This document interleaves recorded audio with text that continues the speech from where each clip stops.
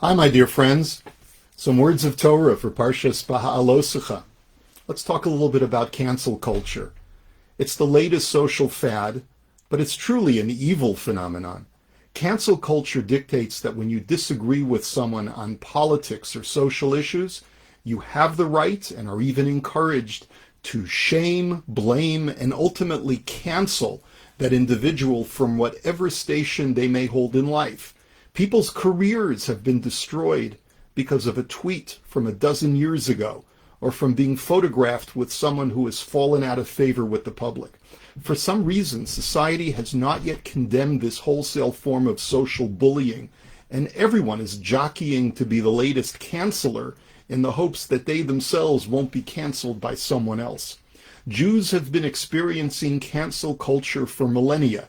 You might say that we are the poster child for cancel culture and the extreme damage that it wreaks upon society. In the latest spate of anti-Semitism that has cropped up worldwide in the last few weeks, the pervasive cancel culture allows people to accuse Israel and Jews in general of all types of horrific atrocities that have no basis in reality whatsoever. It's unclear to me whether our being victims of cancel culture makes us more sensitive to it in the Torah, or if the Torah's emphasis on the evils of cancel culture is what spawned anti-Semitism and cancel culture against the Jews. Regardless of whether it's the chicken or the egg, we find the Torah's condemnation of canceling the other in so many ways and in so many portions of the Torah. There's a school of thought that suggests that if you look at the opening and closing verses of every weekly Parsha, you will find an overarching theme that connects the beginning of the Parsha to its end. Parshas BeHa'alosecha opens with Hashem's commandment to Moshe's brother Aharon to light the seven-pronged menorah in the Mishkan. The Parsha concludes with Hashem's commandment about Moshe's sister Miriam, that she must remain secluded for 7 days because of the Lashon Hara she spoke about her brother Moshe. According to Rabbi Nachman of Breslov, these two events directly relate to the great holiness of each and every human being. The 7 prongs of the menorah correspond to the 7 points of spiritual light which emanate from the face of the holy person, embodied by Moshe Rabbeinu, about whom the Torah attests that beams of light emanated from his face. These 7 points of light correspond to the 7 orifices of the face, and which contribute to sensory perception and emotional expression. These 7 points are the mouth, the 2 eyes, the 2 ears, and the 2 nostrils.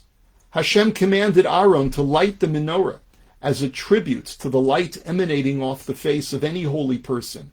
When a person sees the menorah in the temple, they are meant to think of man's greatness, who was created in God's image, and consider the 7 points of light that emanate from every single human being's face. Miriam committed a sin by failing to properly regard the light that was emanating from her brother Moshe. While she loved him and cared for him like no other sibling has ever done for another, there was still some aspect of disregard that brought her to speak ill of him.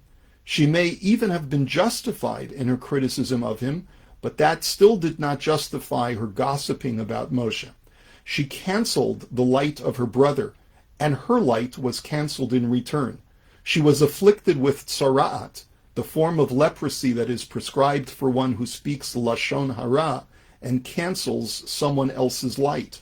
A person with tzara'as is not only ejected from the Jewish camp, but, as the Zohar states, is also sequestered from the holy light that emanates from Hashem Apai. Because she canceled Moshe's light, her light was canceled in return.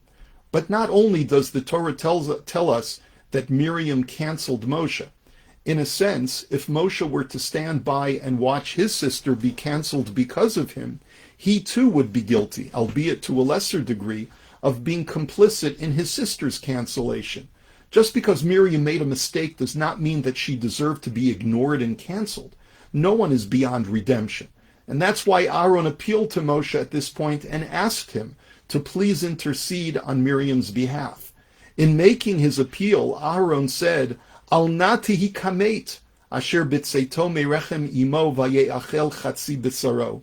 Do not be like a dead person, Moshe, who after leaving his mother's womb allows half of his flesh to be consumed. What this verse means, according to the Sforno, is that when a baby emerges from the womb, half of his mass is lost with the death of the placenta, which was the source of the baby's sustenance for 9 months in the womb.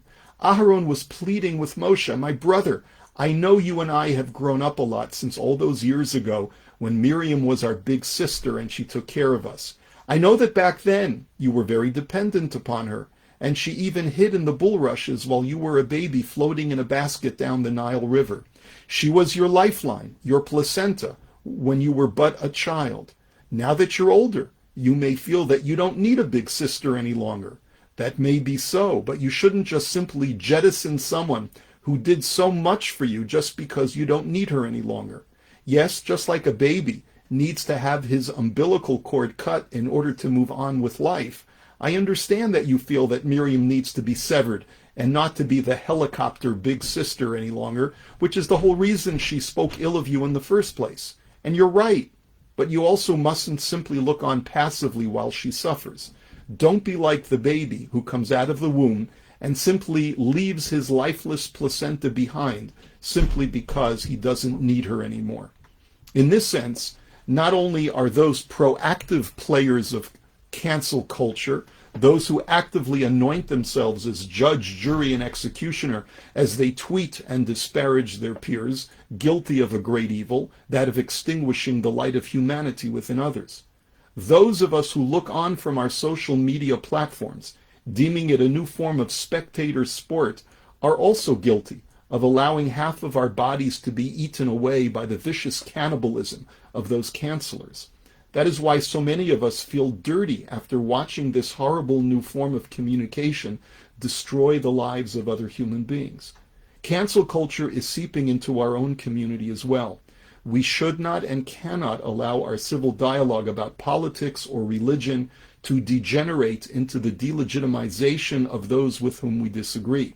I recall an incident from last summer when so many of us were engaged in political dialogue about the latest political movements, about Black Lives Matter, and about issues of gender and race and the role they play in society.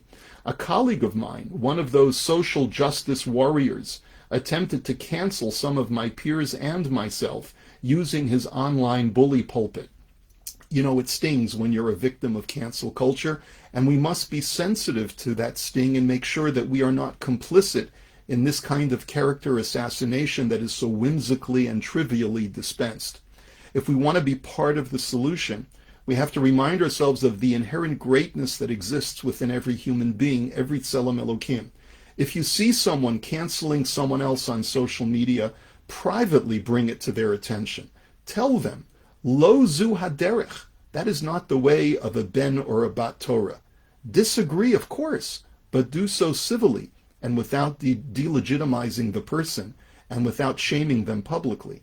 Not only can we not be complicit with cancel culture, we have to be part of the solution.